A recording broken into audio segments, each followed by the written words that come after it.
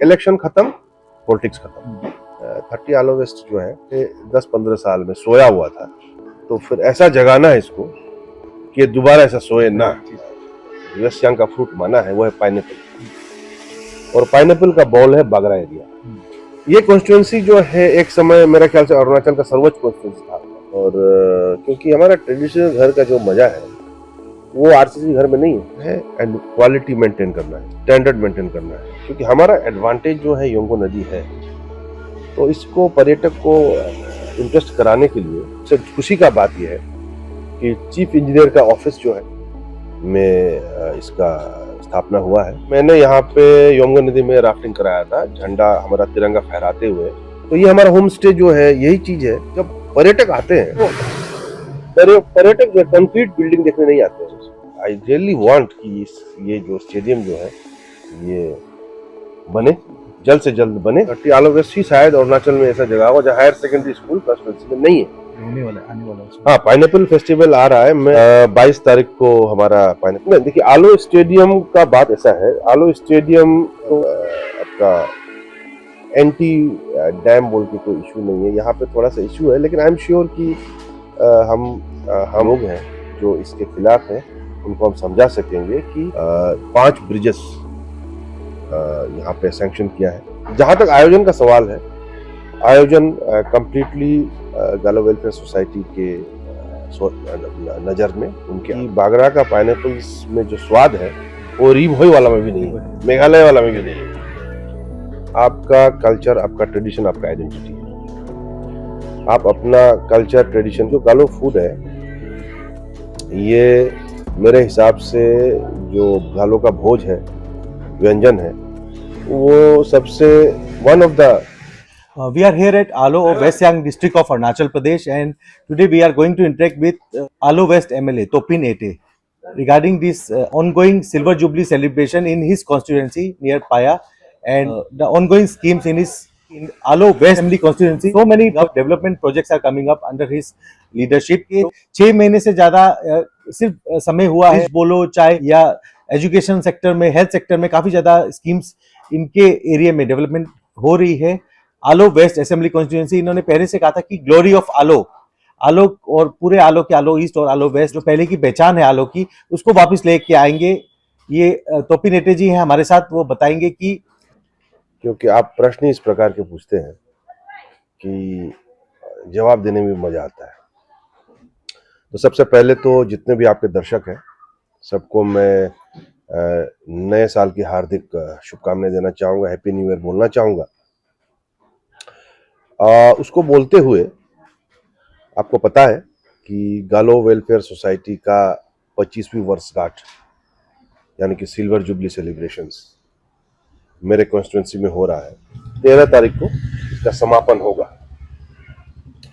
तो लोग भी बढ़ चढ़ के हिस्सा ले रहे हैं, और एज ए विधायक, होस्ट एमएलए होने के नाते मेरा ड्यूटी है कि लोग बढ़ चढ़ के पार्टिसिपेट करें, कॉन्स्टिट्यूएंसी के लोग। जहाँ तक आयोजन का सवाल है, आयोजन कंप्लीटली गालो वेलफेयर सोसाइटी के नज़र में, उनके अंदर में, they are doing it on their own, autonomously कर रहे हैं। तो उस पर मेरा कोई इन्वॉल्वमेंट नहीं है जहाँ तक organization the programs are concern. लेकिन मेरा लोकल विधायक होने के नाते लोगों को, मेरे कॉन्स्टिट्यूंसी के लोगों को बढ़ चढ़ के हिस्सा लेना और हिस्सा लेके पार्टिसिपेट करना, उसमें हौसला देना, ये मेरा है। तो उस हिसाब से मैं प्रोत्साहन दे रहा हूँ। I am trying my level best कि the people of my constituency wholeheartedly participates in this event. Regarding the nitty gritties of organisational part, वो GWS कर रहे हैं। तो आई एम श्योर कि they must be also doing a good job, और मुझे लगता है कि वो अच्छा कर रहे होंगे। और फिलहाल तो ऐसा लग रहा है कि लोकेशन में काफी ज्यादा पार्किंग की प्रॉब्लम नदी के सामने, आप क्या कहेंगे कि अच्छी चुनी गई?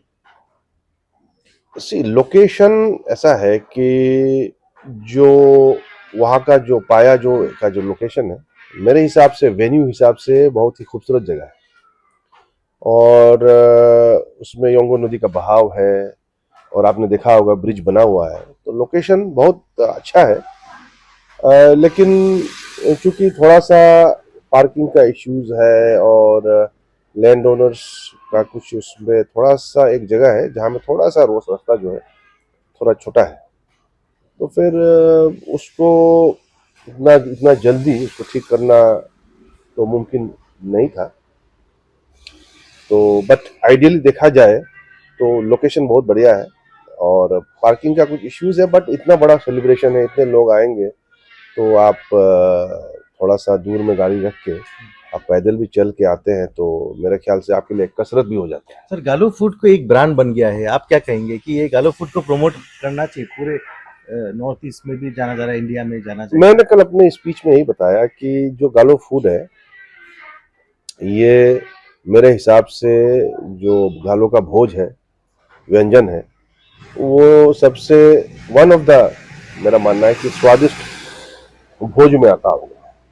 तो भोज अवकाश अगर करना है तो गालो फूड को टेस्ट कराना है, तो उस लिहाज से गालो वेलफेयर सोसाइटी ने फूड फेस्टिवल का जो कंसेप्ट सोचा, ये आइडिया जो है, ये सोच जो है, I think it deserves appreciation, क्योंकि एक बहुत अच्छा सोच है अपना फूड को प्रसार करना, प्रचार करना, एडवर्टाइज करना, ताकि लोग जाने, इसे खाए, इसका मजा ले, ताकि हमारा भी गालो का जो व्यंजन है, भोज है, वो नागा थाली या असमीज थाली के जैसे पॉपुलर हो जाए। So this is an attempt from Galo Welfare Society, and it has to be commended. The idea needs to be commended. Now how it has to be implemented वो आगे देखना पड़ेगा।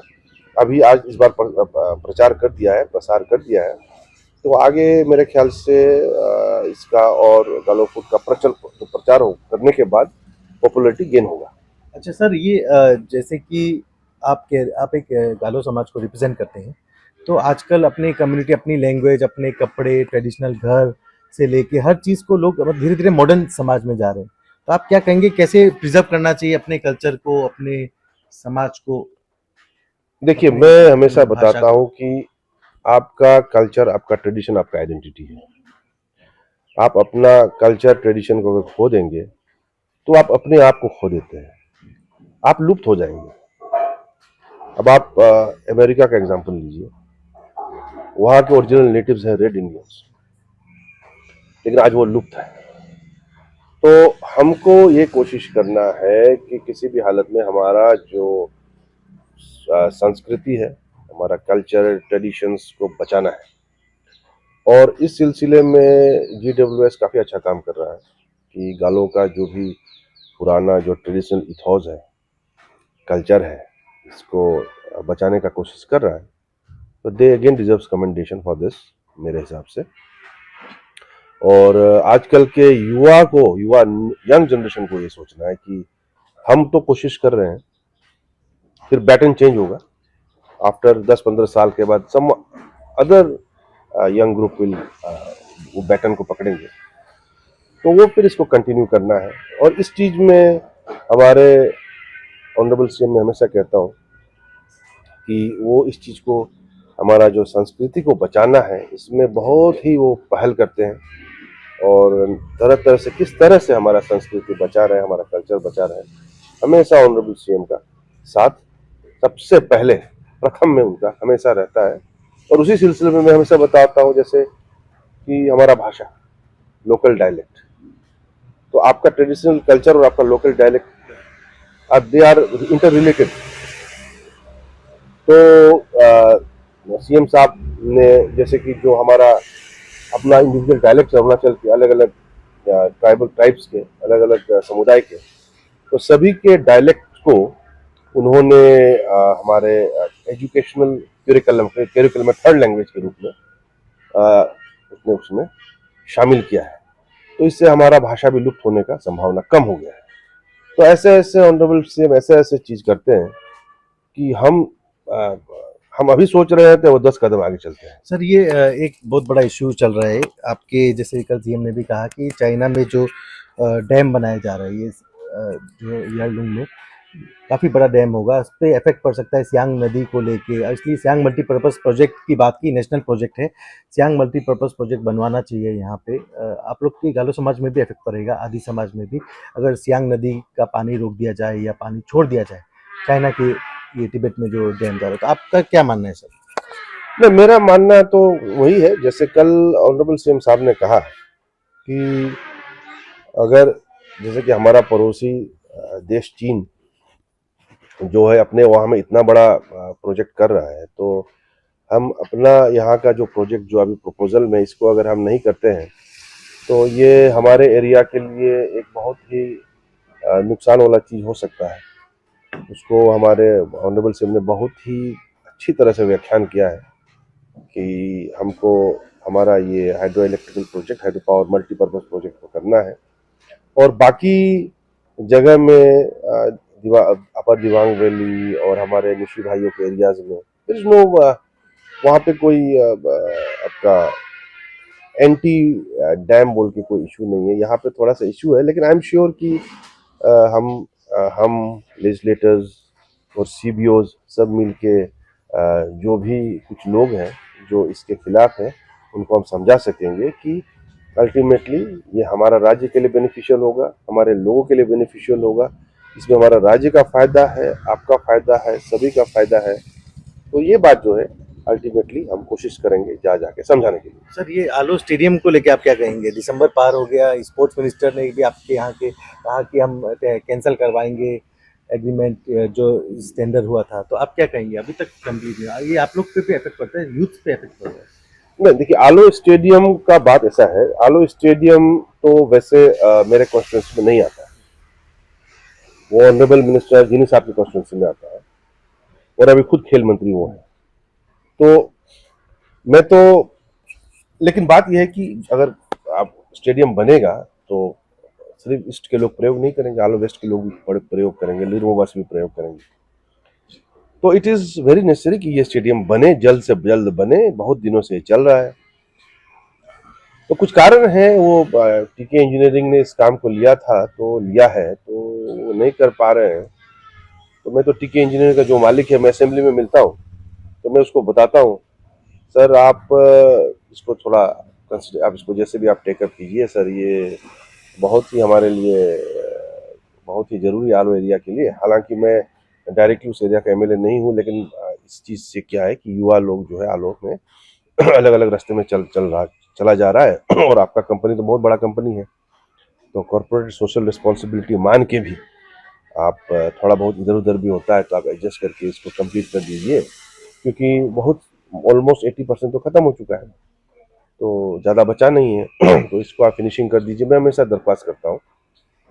लेकिन I am sure honourable minister जिनी साहब उनसे बातचीत और कर रहे होंगे, और किस तरह से इसको ख़त्म करेगा वो कर रहे होंगे। लेकिन मेरा जिनी साहब के साथ, तो मैं जब भी जिनी साहब मुझे कहते हैं कि इस इशू को चलिए हम आगे बात करें, तो मैं उसके साथ हमेशा रहता हूँ। और मैं भी मेरे आई रियली वांट कि ये जो स्टेडियम जो है ये बने, जल्द से जल्द बने, और हमारे युवा जो है इस स्टेडियम का उसका प्रयोग करे, आनंद ले सके, इसमें खेल कूद कर सके। सर, यमुना नदी में हमने देखा कल वाटर स्पोर्ट्स की काफ़ी ज़्यादा स्कोप है यहाँ पे, जैसे कि कल चीफ मिनिस्टर ने भी या राफ्टिंग हो या अलग अलग तरीके से आपके एरिया पाया में भी देखा गया। कितनी स्कोप है सर ये आपके एरिया आप में वाटर स्पोर्ट्स? युवराज जी, आप मेरा एक आप हर घर तिरंगा यात्रा भाजपा का कार्यक्रम हुआ था, तो उसमें मैंने यहाँ पे यमुना नदी में राफ्टिंग कराया था, झंडा हमारा तिरंगा फहराते हुए भारतीय सेना के साथ, इंडियन आर्मी के साथ। तो हम राफ्ट करते हुए आपका वाक से हम हलवाए थे, झंडा फहराते हुए, अपने तिरंगा को लहराते हुए, फहराते हुए। तो यमुना नदी जो है ऐसा नदी है कि इसमें राफ्टिंग के लिए बहुत अनुकूल जगह है, और अब तुम्बिन एरिया से अगर राफ्ट करेगा तो और एड्रेनलिन रश कहते हैं, तो उस टाइप का है।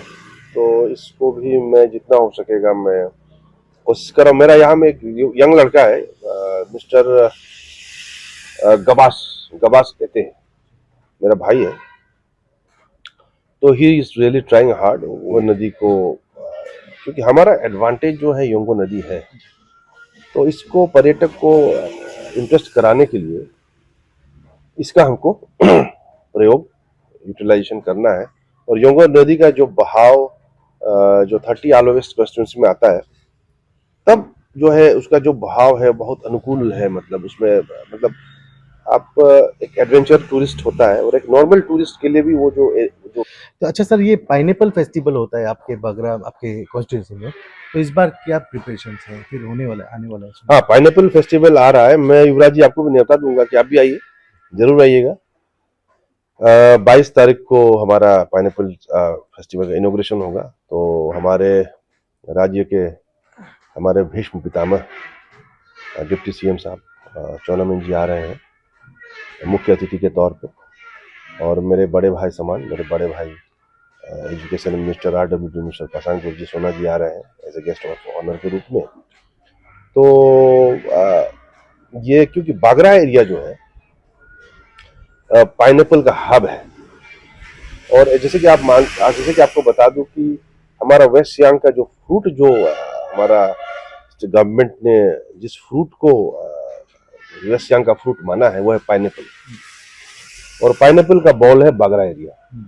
वो एरिया बागरा एरिया में ही पाइनएप्पल बहुत ही स्वादिष्ट बहुत ही टेस्टी पाइनएप्पल्स है। क्योंकि बाहर से भी कुछ लोग आए थे उस दिन, कुछ ग्रुप पैलेडियम बोल के एक ग्रुप है, तो उन्होंने भी बोला है कि बागरा का पाइनएप्पल्स में जो स्वाद है वो रीभोई वाला में भी नहीं है, मेघालय वाला में भी नहीं है।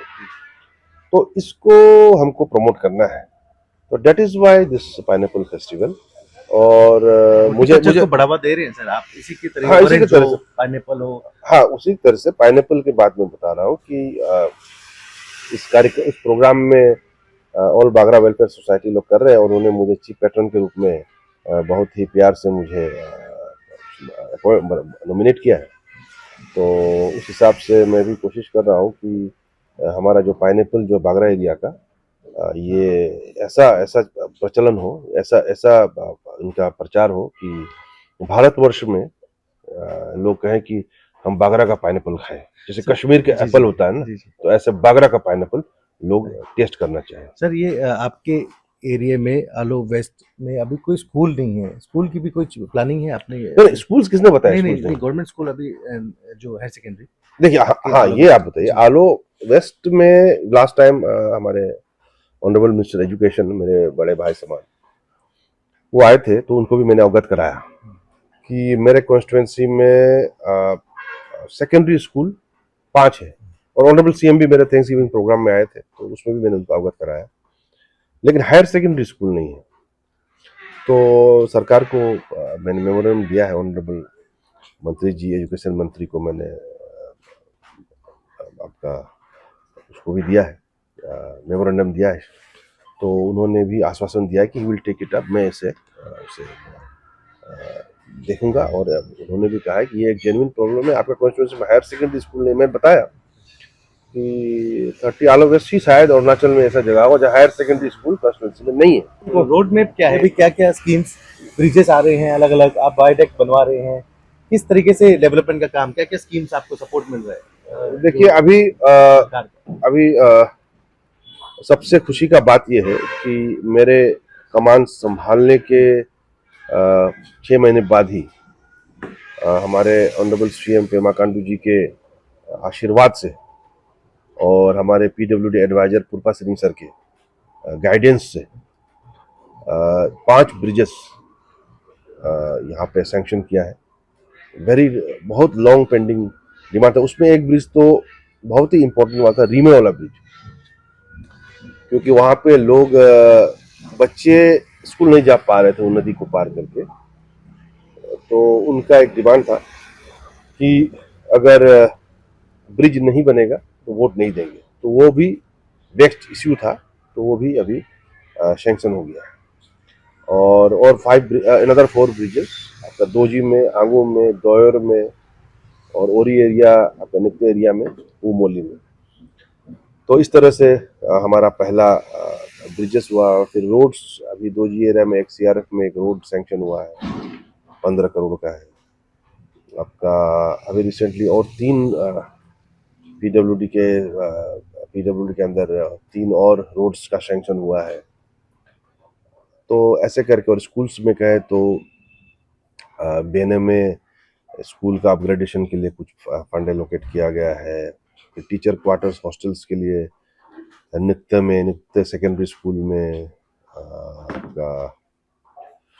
बागरा सेकेंडरी स्कूल में, पोपदी सेकेंडरी स्कूल में पैसा फंड एलोकेट किया गया है। तो इस प्रकार जो है 30 आलो वेस्ट जो है, जो पिछले 10-15 साल में सोया हुआ था, वो अब धीरे धीरे जाग रहा है। और ये जगह जगह रहेगा, तो फिर ऐसा जगाना है इसको कि दोबारा ऐसा सोए ना। सर, ट्रेडिशनल होम्स विलुप्त होते जा रहे हैं। हमने देखा अलग अलग स्टेट्स में, मेघालय, नागालैंड, कहाँ तो म्यूजियम में देखा जाते हैं ट्रेडिशनल होम्स। तो आपके आलो वेस्ट में ही हमने देखा कि ट्रेडिशनल होम्स हैं, गालो समाज के जो पहले बनाते थे पत्तों से, ये एक यूनिक घर है। तो आप क्या कहेंगे, मॉडर्न समाज में आलो में तो देखे नहीं जाते, कम हो रहे हैं धीरे धीरे, आप क्या कहेंगे सर, ये लोगों को क्या बचाना चाहिए अपना, चाहे आरसीसी बनाए या फिर भी अपने? देखिए, इस चीज में भी हमारे ऑनरेबल सीएम जैसे कहते हैं कि अभी जैसे ऑनरेबल सीएम पिछले बार बोल के गए थे कि जो मिनिस्टर बंगलाज जो है, मिनिस्टर बंगला जो है जितना नया बनने जा रहा है, उसमें ट्रेडिशनल किचन बनवाएंगे, और उसमें भी हमारा गालो का जो ट्रेडिशनल घर है वो थोड़ा उसमें थोड़ा सा एक खूबसूरती का झलक शायद किसी किसी के लोगों का कहना है, तो उस टाइप का इनकॉर्पोरेट करने का ऑनरेबल सीएम ने कहीं में बताया है। तो इसी तरह हमको अपना जो ट्रेडिशनल घर है उसको बचाना है, और क्योंकि हमारा ट्रेडिशनल घर का जो मजा है वो आरसीसी घर में नहीं है। ये चीज आप मानेंगे नहीं मानेंगे, जैसे कि फायर प्लेस में बैठ के आग ताप के, है कि नहीं, तो वो जो आनंद मिलता है वो कहीं नहीं मिलेगा। ये चटिया बिछा के आराम से पैर पसार के आप जब बैठते हैं, और हमारा लोकल कोका काला पोंग जो होता है, हमारा लोकल मदिरा का आप सेवन करते हैं आग ताप के, पैर पसार के, पैर फैला के, तो वो मजा कहीं और आपको मिलेगा नहीं। तो वो हमारा लोकल हट्स का एक, हमारा लोकल घर का एक स्पेशलिटी है, तो इसको हमको बचाना है। सर, एक कॉरिडोर बनते जा रहा है, दापो से भी रोड आई, मारो से भी, आपके एरिया में सारी रोड्स हाईवेज अच्छे कंप्लीट हो रहे हैं। तो होम स्टेज के लिए, यूथ के लिए, जैसे एक टूरिज्म पोटेंशियल बढ़ेगी, मेचू का कॉरिडोर बन रहा है मेचू, तो आपके होम स्टेज के लिए क्या प्लान है? अभी सरकार ने भी हेल्प कुछ स्कीम्स निकाली है। मैं होम स्टे, देखिए अभी जो ये कंटिन्यूएशन ही है, अभी आप बताया, मैं होम स्टे में आ ही रहा था। अब जैसे मैंने घर का बात बताया, तो ये हमारा होम स्टे जो है यही चीज है कि जब पर्यटक आते हैं